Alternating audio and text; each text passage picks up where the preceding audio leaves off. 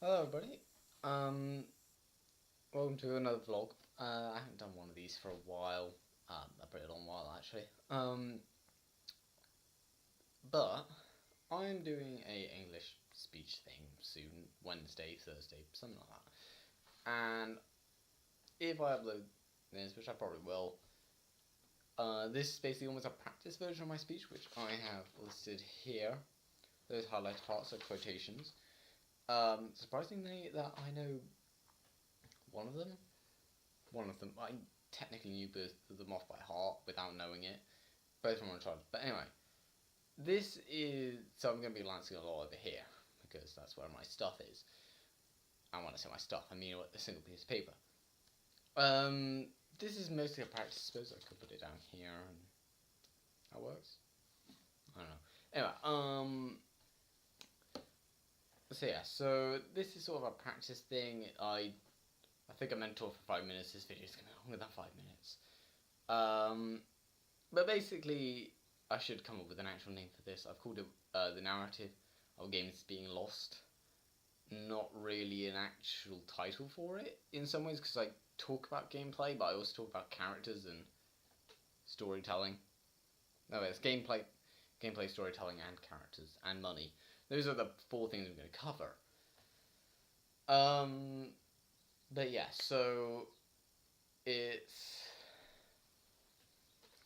quite complicated. Also, I've been fiddling with the camera, trying to get it right, but it's kind of hard because I'm much taller now. Anyway, so let me think. I go on. And so I think that games have been, in my opinion, either that gaming is becoming less interesting. Is a way to put it. The camera just froze. Is less interesting, I suppose, is a way to put it. I'm not enjoying some games, and I'm definitely not getting as many games as I used to. Just because I'm just looking down here. I now only really go for, like, the only things I'm ever willing to now pre-order, or I'm willing to risk pre-ordering, Quantic Dreams, and, well, Naughty Dog, and I might pre-order the new Hitman. And it is this thing that, those are the companies I trust. I would say Rockstar, but I've only played one game from them, but I do think they are a good gaming company. As I said, I've only played one game, Red Dead Redemption 1, so I'm going to get the second one, because I'm not allowed GTA. But I'm going, well, what I want to do is but, shoot, basically, I remember I used to have a lot more companies that I would go for. Like, for instance, if you look back at my old videos, I'm trying to think what I used to play. I used to play things like Ultimate Band, Halo. Well, I can't play Halo anymore because of I've now got a PlayStation instead of an Xbox. But also, the fact is that I was looking at some of the new games and I'm just thinking these are not that good. Halo 4 started to lose it, but Halo 3 is my favourite.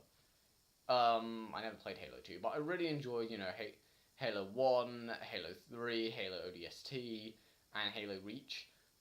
Those games, pre-Fallout, Halo 4, those were all good games before I think, which company did they sign up with? I think it was EA. I think Bungie signed up with EA. And I'm going to get to that later on, why I think they managed to ruin their games, but there are so few companies I trust. Hitman provides a interesting experience, and Quantic Dreams are very good at making games. I most recently got Detroit Become Human, and I'm enjoying that. And it is not because it's not like any other game I've ever played before it, because I haven't played anything like Heavy Rain and things like that, which I should do, and I do want to play. But anyway, so I'm going to try and narrow this down to a few things. I have gameplay, storytelling, characters, and money. The first one is gameplay. So, like, obviously a lot of games, they have, their gameplay demos. When they're revealing them, they have the gameplay demos which show off the gameplay. They show how fluid it moves, what the graphics are like. They're put up a little bit to make them look better for press and so on. But yeah, they show the gameplay. They let you, the potential buyers, see what this game is going to look like when you're playing it, and maybe give you a few missions that you can do, or at least give you a load of stuff to, a little bit of wandering around and experiencing the gameplay. Also, a lot of trailers open with things like in-game engine. But they don't open with that, but they got that like at the little bottom to show you how good the graphics are for this. That, in my opinion, it doesn't really matter. I remember that you don't need very good graphics. A lot of games, it helps with immersion. I know that. It helps if you have really good graphics to immerse yourself in the world because it looks more real. Same thing goes with like animations and things like that. If you have very repetitive or dull animations, not very interesting to watch. Mass Effect got away with it. That was fine.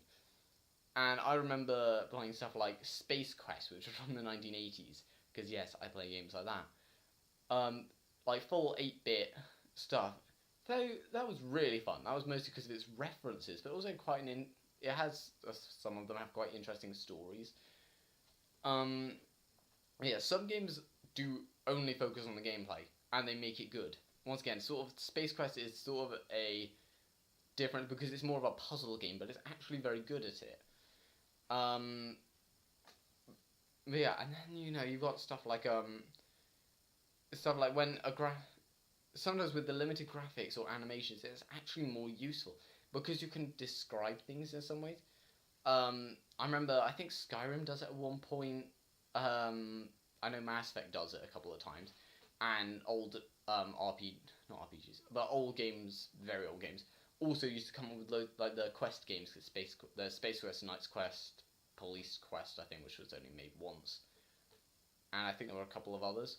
But those were all like they would have like a bit of text come up to describe what you're doing or describe things in more detail. It helps. I know now they don't need that as much, but it shows that you can get away with lower graphics if you can actually make the immersion better by doing things like including those little bits of text. But also things like The Last of Us. The Last of Us really didn't have very good gameplay. Its gameplay was quite clunky, but that was partially what made actually the game good. It was hard to fight, especially in a gunfight. I always preferred hand-to-hand combat because it was a little bit smoother and I wouldn't waste any of my ammo.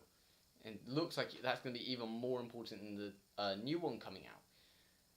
But I remember it was just because like when you were aiming, your aim was sort of, I'm trying to sort of imitate it here. Where's the center there? So you would sort of be going like that. Anyone who sort of played The Last of Us knows what I mean, especially when you're using a bow and arrow for your sort of stealth takedowns. Those, like, I remember aiming the bow and it was just going back and forth and it was so hard to aim. That's what made The Last of Us good. It was a challenge. But now there's a lot of hand-holding in games as well. Like, they have long tutorials that tell you everything you need to know. I usually try to turn off as many of the tips and things like that I can. So I basically don't have a tutorial. And then with a few other things like, once again going back to like The Last of Us, I would say its graphics aren't great, they're good, and I suppose at the time they were good. But I didn't care about that. I remember just playing the game because I actually generally cared for these characters. That's annoying because that's not my next point. But yeah, this all helps with. I'm gonna go straight into now the characters. The characters also really help with making a good game. If you don't have interesting characters, you're not gonna want to finish the game. Unless you're creating your own character, then that's when it works, ish, because you don't really need to make your own character. They don't need to develop your character that much. But then again, it helps if you actually have some sort of character development for a created character. Once again, go back to Mass Effect. I remember there is actually a change. I remember in Mass Effect 3, it's weird, I've never finished Mass Effect 3, because I want to play through all of them in order. But anyway, but when they, this is a spoiler, I suppose, but the game came out ages ago, so you had your shot. But when Thessia falls, which is the homeworld of the Asari, I believe, when the Reapers take over Thessia, I cannot remember, and I have a list of this here. But there's like it's a bit when, so Shepard is just sort of leaning, like, it sort of happens, you got like when Kaijing, I want to say, when it actually sort of attacks you and things like that and gets away, you're there trying to talk over the comms to one of the Asari groups, and then they're like, oh, we need immediate assistance, where are you? And they can't hear you, but you can hear them, and you can see like the Reaper coming down, and you just hear them screaming as they sort of die. It's like actually quite, I don't know, but the way they execute is really good. And then it shows, so I remember sort of every time that happens, I'm always there thinking, oh god, this went horribly wrong. And then it shows my character without me doing anything. My character's there, and it's got like a little beeping thing coming in from like a call from, I want to say Hackett, but I'm not sure. I'm assuming it's Hackett, he does a lot of stuff with missions. But yeah, and it's got like a little beeping thing, and it's just got Shepard just leaning against the wall, just looking at it, and you can just tell that, I'm going to say she because that's my character, she is not happy. And afterwards as well, you sort of have this where there's a little bit still going on. I went with Soul Survivor, and I remember when talking to Joker, I was saying, and I went for the positive thing, but even then, she was still angry at him for making a joke that was actually, I found quite funny, about how they have, like, more, how they should have had more commandos than they had dancers, because they were known for being, because the Asari were known for being, because they were always so beautiful and things, so they were known for sort of being, like, strippers and dancers. So he was making a joke on that. I found that funny, but my character didn't, and even though I went with a positive way, it still came off negatively. And, he's there saying, you are very stressed. And it is a thing that sort of carries on, that you feel your character is guilt-ridden. That's just something that's a character I created with their own development that I wasn't expecting, but worked. So, just because you create, like, an RPG or something, doesn't mean that you don't need to make the character you're playing as interesting. If you go with something like Skyrim, it's a little bit hard because you don't hear your character's voices, how you pronounce the lines if you want to say them. But with like Fallout 4, and I'm assuming with whatever game Skyrim, no, it's not Skyrim, Elder Scrolls 6. Yeah, Elder Scrolls 6. I was about to say 8. Don't know where that came from. But yeah, Elder Scrolls 6. If they're going to go with lines and voice acting, then they should make it so that there is that sort of thing where there's emotion connected to how you want your character to feel. And even then with characters like things like Detroit, my favourite character is Connor because of how you can have such an interesting character arc for him. Connor is, out of the three characters, Connor is the one who's with the humans for the longest and is technically, if you want, the last person to become a deviant, which is like a rogue android that feels emotions and things like that. Marcus is, I believe, the first, then it's Kara, then it's Connor if you want, but that's the thing, you also get a choice, but varying on what happens, like your outcome and things like that. He was my favourite character because it was so interesting having him going around, and he starts very, like, emotionless-ish, like, he's emotionless, but when he's talking to, like, deviants, he tries to act emotional to try and convince them to come with him, I suppose, or to give up a hostage or whatever. And he was such an interesting character because you had so much control over his arc. If you went full on, I played through it and I went full on, wanted him to be a deviant, so I made sure that he did everything against his programming. And then this time I didn't chase Kara or anything like that when I encountered her.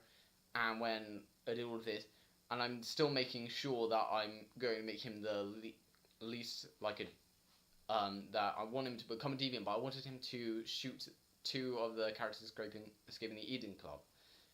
And it actually adds to this quite interesting thing that, he executes his program, but he regrets it when the other android commits suicide because of it, and he actually regrets that, and it was very unexpected. But then you can also act cold about it, and it's very interesting on how you can do this, and how you can have your character set up. And that's something I like about it, and something that is almost lacking. That in a game which gives you choice about how you want to make a character, actually does a better job than games which don't give you choice and is apparently set up how the company wanted the character set up. Because there are just so many of these copy paste characters that are all the same. I said this video is going to go on for more than 5 minutes. So yeah. But also villains, they can't just be angry all the time. That was something once again that Mass Effect 1 did really nicely, where they made him appear as a stereotypical villain, and then afterwards he's actually got a really good motive behind it, fairly good. He's a bit like Thanos. Good motive in some ways. He wants, instead of, he's helping the Reapers so that his species is enslaved instead of killed. Sort of works, I suppose. Varies on how you put it. Bit like Thanos as well, wiping out half the universe. It kind of works. I don't think the science works with it, but he has the right intention. But my favourite villain is Rafe Adler from Uncharted 4. And it's just because of the fact he isn't looking for power or wealth. He wants to prove that he can actually do something by himself without needing help. He does need help, but that he could have become rich without his parents' help. That he can actually do something for himself, like find Avery's treasure. And the quote from that, go away fly, is, let's see if I can do this without looking. You don't give up, do you? That's good. I had everything handed to me on, I'm gonna say, a goddamn silver platter. Everything except for this. Fly.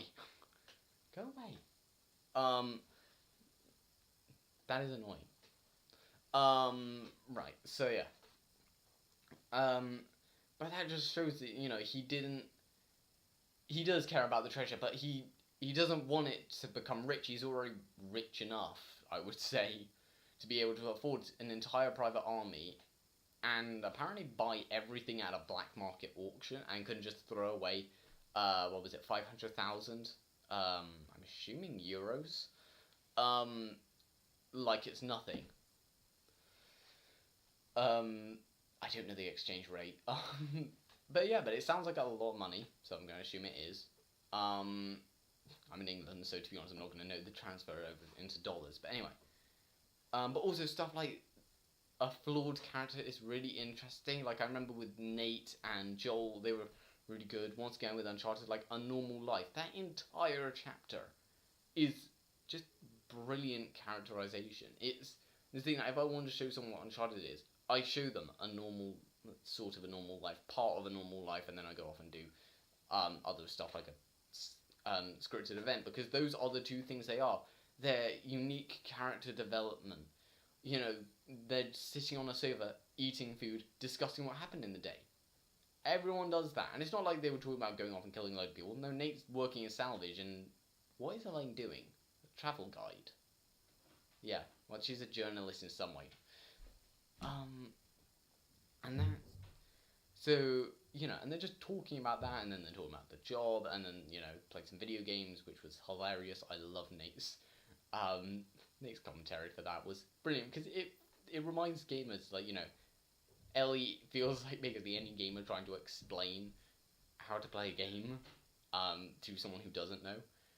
I feel like that sometimes. I feel like Nate just represents people who don't know how to play video games, and that was something that was really nice, having Elaine and Nate talking, like when he's playing Crash Bandicoot, and he's like, oh, these graphics are pretty good. I think, no, they're not, and he goes, mm-hmm. And it's just, you can always tell she's just going, yeah, they're not. But that was really nice. I'm now going to go back up to storytelling. But yeah, I think also, stories, it varies on what the game is, I suppose, and what I suppose you're marketing it for. But a good story gives you a reason to finish it. If you don't have a good reason to actually finish the game, you're not going to finish it.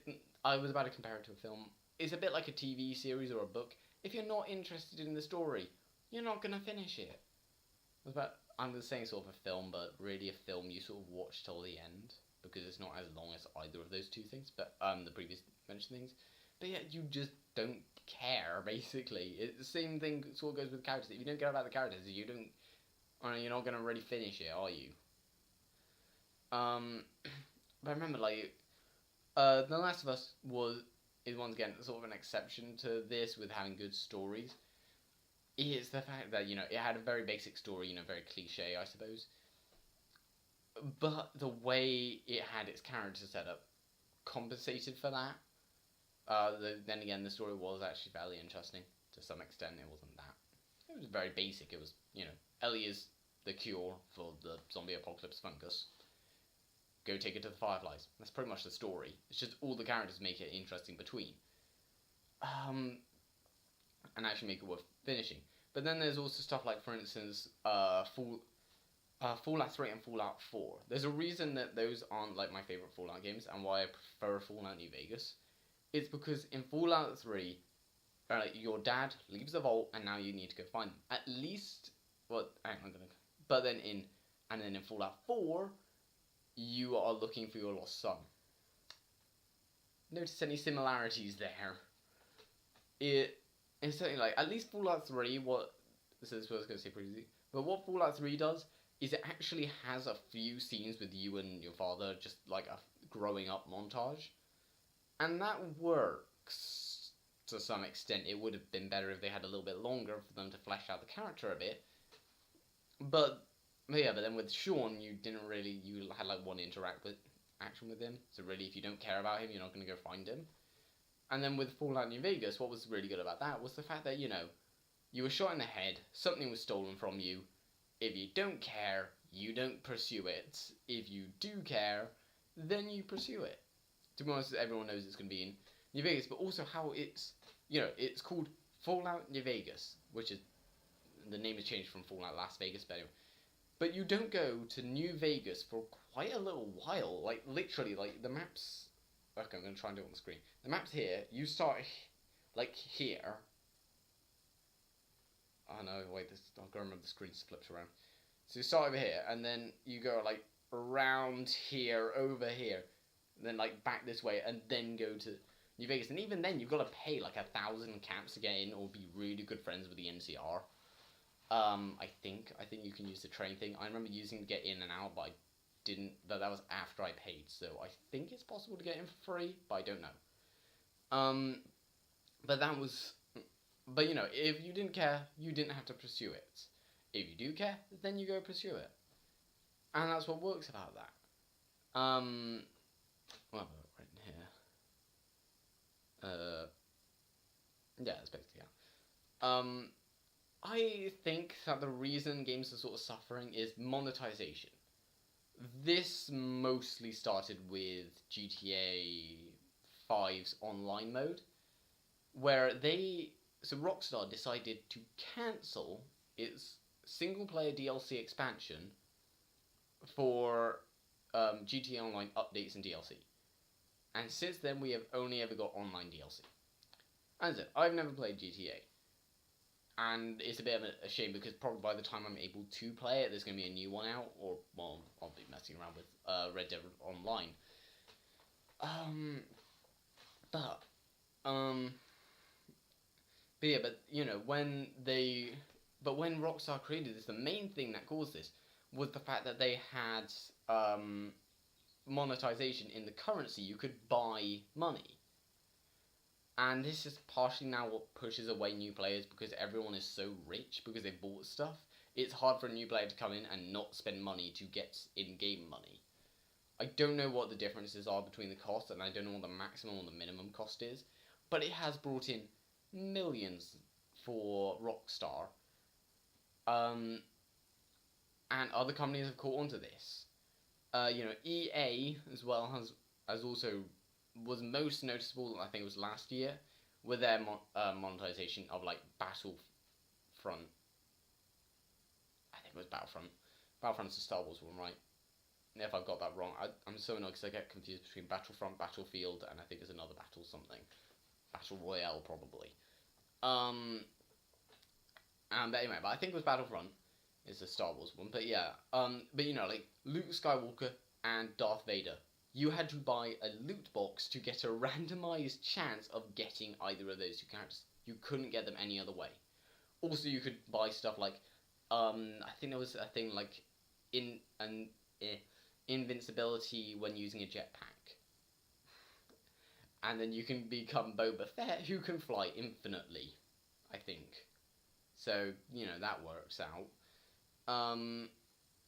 And yeah, and then there was others, and I think Activision is doing that a bit with Call of Duty.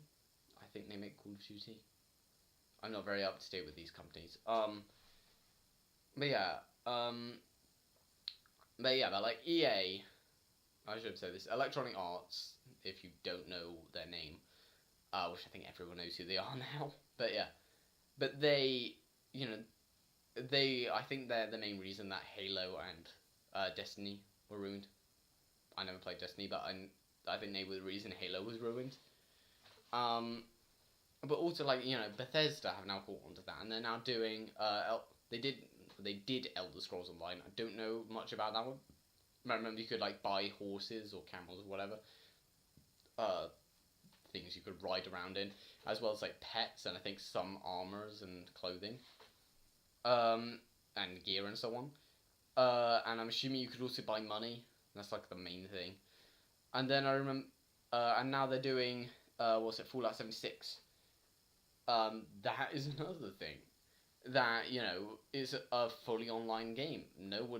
Not really that many people wanted it. I didn't want it, but it was going to happen.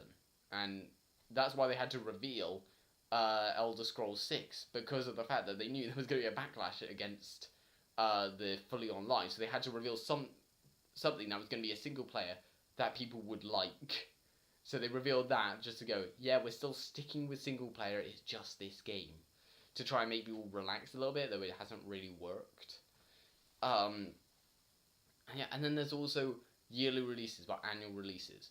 So things like Call of Duty, FIFA, I think Need for Speed is also a annual one, and there was something new, Assassin's Creed. Those are a few, there's a load of other ones. But yeah, those ones, like, I remember with Assassin, it's something that they can't get feedback. Like, this is the main thing where, like, Odyssey, is the one coming out later this year, I believe. But Assassin's Creed Origins was apparently a really good game, with obviously a few flaws. But they would have only really gotten the feedback for the next game about halfway through their production of the game, because the game released halfway through the production of Odyssey. And that's what happens when you do yearly releases. You've got multiple different not companies, but like sub-companies, I suppose, or subgroups, working on these different games. So instead of having like a game, a space, and then another game, you've more got it like this. So you've got it sort of dying and going down, where they overlap their development, meaning that really they can't improve 100% on what they've previously done, because they haven't been able to get all the feedback. Well, they will eventually be able to get all the feedback, but they're already about halfway through their development of the game, and thus they won't be able to like, if someone says, oh yeah, we really don't like this feature, and it's one of the core features of the game, and they put it into the new one, they can't suddenly change it, because it's such a big part of that game that they can't just remove it without delaying the game. But because it's yearly, they have to release it in the next year. Call of Duty has this, I suppose. Assassin's Creed is going back to it. Origins took a couple of, like, a year or so off. And then there was, there's a few other games. Like, going back to Quantic Dreams, which made Detroit Become Human, Heavy Rain, Beyond Two Souls, Fahrenheit, and they made one game before that, I can't remember. Yeah, those are the 5 games they've ever released. Apart from the first one, because I can't remember what it's called. They were formed in, I've got it written here, 1997. That was 21 years ago. 21 years, 5 games. That's 5... No, there's one game every 5 years-ish. Yeah, they do not do annual releases, and what does that mean? Their games are good quality. So, yeah. this. So yeah, so that's why I think games nowadays aren't as good. And I think there needs to be some changes coming on because I'm really going to suffer as a gamer because I'm really narratively driven with games. I remember my brother was confused when I was playing Detroit Become Human again. It was like, well, I played it once. I'm going to have to play it. I know that sounds more like I'm being forced, but if I don't play it again, then I'm not getting my money's worth. I enjoyed it, so I'm obviously going to play it again. Every game I enjoy, I play it again. But he just seemed confused that I was playing it again because it's narrative driven. The fact that I've, experienced the story. There are loads of different endings for that one, and I'm narratively driven. If I don't have an interesting narrative, is why I don't do side quests or anything like that. I do the main missions because that's what I'm interested in. So I think there do need to be some changes. It is my opinion, but some of these things I think are just affecting games poorly, and I think they do need to be changed. So yeah, that's the end of that, and then there would be a debate and stuff in the classroom. I can't do that. It took me. I'm gonna take a couple of minutes off that. I'm gonna say 25 minutes because it took me a while to do the intro and explain everything. But still, that took me ages.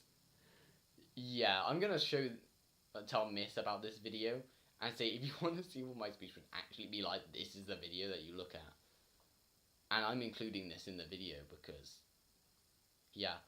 Anyway.